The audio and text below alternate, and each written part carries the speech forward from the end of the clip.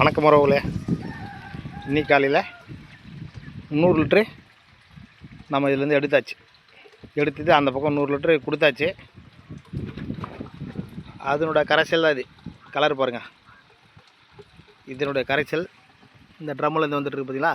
இது வந்து இப்போ நம்ம புதுசாக தயாரிப்பு செஞ்ச சாணப்பாசி கரைசல். நம்ம டெய்லி செடிங்களுக்கு இது தான் கொடுத்துட்ருக்குறோம். இங்கே பாருங்கள், இது வந்து இந்த பயோடைஜஸ்டர்லேருந்து வர அமிர்த கரைசல், ஊற்றமேற்றிய அமிர்த கரைசல் ஜீவாமிர்தம் பஞ்சகாப இதெல்லாம் கலந்த மாதிரியான ஒரு செட்டப் இது. இதிலேருந்து நம்ம டெய்லி 100 லிட்டர் எடுத்து கொடுத்துட்ருக்குறோம். கூடவே நம்ம நிறைய உயிர் கரைசல்லாம் கரைக்கிறோம். இன்றைக்கி நம்ம என்ன எடுத்துருக்கோம்னு பார்த்திங்கன்னா சாணப்பாசி கரைசலும் இது கொடுத்துட்றோம். கூடவே பார்த்திங்கன்னா உங்களுக்கு இங்கே தெரியும் பாருங்கள், பூ என்ன பூ தெரியுதா, நம்ம எருக்க செடியோட பூ. நம்ம என்ன பண்ணுறோம், இங்கே எருக்க இலை அந்தாண்ட இருக்கிற கீழே இருக்கிற ட்ரம்மில் எருக்கு இலை கரைசல் கரைச்சிருக்கோம். திரும்ப எருக்கு இலை கரைசல் தெரியுங்களா.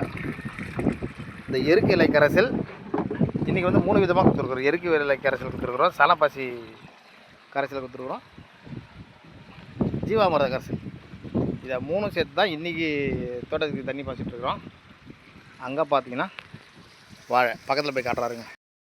இங்கே பார்த்தீங்கன்னா உங்களுக்கு தெரியும், நாம் பதிவில் தொடர்ந்து போட்டிருக்கோம். இது வாழை.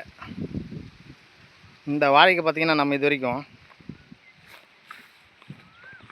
எந்த விதமான செயற்கை உரங்களுமே கொடுக்கல.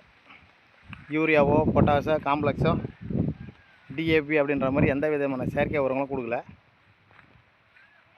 பார்த்தீங்கன்னா தெரியும் உங்களுக்கு. நம்ம கொடுத்துட்டு இந்த அமிர்த கரைசல் தான் கொடுத்துட்ருக்குறோம். அது மாதிரி நம்ம பலதானியங்கள் விதைச்சி கொடுத்துட்ருந்தோம். இது வரைக்கும் நம்ம வேறு எதுவும் கொடுக்கல. ஆனால் செயற்கை விவசாயத்தை பொறுத்த வரைக்கும் இதனோட வளர்ச்சி இப்போ பார்த்திங்கன்னா கம்பேர் பண்ணோம்னா இது கம்மி. நம்ம செயற்கையாக உரம் யூரியாவோ பொட்டாசோ காம்ப்ளெக்ஸோ அப்படி மாதிரி ஏதாவது கொடுத்து வளர்த்தோம்னா இதனுடைய வளர்ச்சி இன்னும் கூடுதலாகவே இருந்திருக்கும். இப்போ பார்த்திங்கன்னா இது பார்த்திங்கன்னா 3 மாதம் ஆகுது. என்னோடய ஹைட்டு வந்திருக்கு. செயற்கை உரம்னா இதை விட இன்னும் கூடுதலாக வந்திருக்கலாம். ஆனால் இயற்கையில் நம்ம இது வரைக்கும் எதுவுமே கொடுக்கல. அமிர்த கரைசல் மட்டும் தான் கொடுத்துட்ருக்கோம். அதை தவிர்த்து நம்ம வேறு எதுவும் கொடுக்கல. வேறு எதுவுமே கொடுக்காம இந்த வளர்ச்சி என்பது என்னை பொறுத்த வரைக்கும் போதுமான, இது ஒரு அபரிதமான வளர்ச்சின்னு சொல்ல முடியாது, ஆனால் போதுமான வளர்ச்சி. ஒவ்வொரு கண்ணுக்கு ஏற்ற மாதிரி ஒரு கன்று வளமாக இருக்கும், ஒரு கன்று வளம் குன்றி இருக்கும். அதுக்கேற்ற மாதிரி இங்கே பார்த்தீங்கன்னா இந்த கண்ணெலாம் பார்த்திங்கன்னா இவ்வளோ வளமாக இருக்குது பாருங்கள், இவ்வளோ பெரிய கண்ணாக இருக்குது பாருங்கள். இங்கே பாருங்கள், இங்கே கன்று பார்த்திங்கன்னா சின்னதாக இருக்கும், இங்கே கன்று பாருங்கள் சின்னதாக இருக்குது பாருங்கள். ஒவ்வொரு கண்ணுக்கு அது தாய் தந்த மாதிரி இங்கே பாருங்கள் நல்லா பெரிய சைஸாக இருக்குது பாருங்களா. அதனால் இயற்கை விவசாயத்தில் நாம் எதுவுமே கொடுக்காம இந்த 3 மாதத்தில் இவ்வளோ சைஸ் வந்துருக்குதுன்னா அது என்னை பொறுத்த வரைக்கும் இதா பெரிய லெவலில் ஆகாவோன்னு இருக்குதுன்னு சொல்கிறதுக்கு இல்லைனாலும் எதுவுமே கொடுக்காம இவ்வளோ நாள் வந்துடுது பெரிய விஷயந்தான், பெரிய சாதனை தான். அதனால் இயற்கை விவசாயத்தில் வராதுன்னு இல்லை, நம்ம இன்னும் கூடுதலான கரைசல்லாம் தரப்போகிறோம். இதில் இஎம் கரைசல் தரப்போகிறோம், போரானுக்கு வந்து போரான் சேர்த்து தரப்போகிறோம், கியூமிக் தரப்போகிறோம். முக்கியமாக கியூமிக் தரணும், மீன் அமில தரணும். இன்னும் நம்ம தொடர்ந்து மீன் அமிலம் நேற்று ரெடி பண்ணியிருக்கோம். கியூமிக் தரப்போகிறோம், இஎம் கரைசல் தரப்போகிறோம். இதெல்லாம் கொடுத்தோம்னா இன்னும் வளர்ச்சி பார்த்திங்கன்னா இன்னும் அபரிதமான வளர்ச்சி இருக்கும். இப்போ நம்ம எருக்கிலை கரைசல் கரைச்சி தயார் செஞ்சு வச்சுருக்கோன்னு பதிவில் முன்னாடி போட்ட பதிவில் பார்த்துருப்போம்.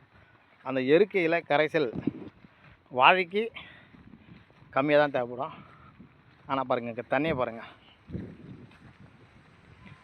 இப்போ இந்த தண்ணியை பார்த்திங்கன்னா உங்களுக்கு தெரியும் எப்படி காயிருக்குன்னு.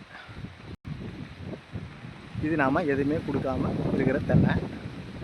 இப்போ நம்ம அடுத்தாப்பில் இவங்களுக்கெல்லாம் அந்த எருக்கு இலை கரைசல் கொடுப்போம். எருக்கு இலை கரைசல் கொடுக்குறது என்னென்னு தான் முக்கியமாக தென்னை மரத்துக்கு என்ன மாதிரியான பயன்கள் கிடைக்குன்னு பார்த்தீங்கன்னா இந்த குறும்பை உதிரத்தை ரொம்ப குறைஞ்சிரும். இங்கே பாருங்கள், ஒரு கொலையில் வந்து 20 காய் 30 காய் பிடிக்கும். ஆனால் குறும்பை வந்து உளுந்துடும். இப்போ நம்ம அந்த எருக்கு இலை கரைசல் கொடுத்ததுக்கப்புறம் போனால் இந்த குறும்பை உதிர்றது வந்து குறைஞ்சிரும். அதனால் இப்போ நம்ம அவசியம் எருக்கு இலை கரைசல் வச்சுருக்கிறோம். தொடர்ந்து இந்த எருக்கு இலை கரைசல் கடத்ததுக்கப்புறம் இந்த தென்னங்கல்லில் வளர்ச்சியோட எப்படி இருக்குது அடுத்தடுத்த பதிவில் பார்ப்போம்.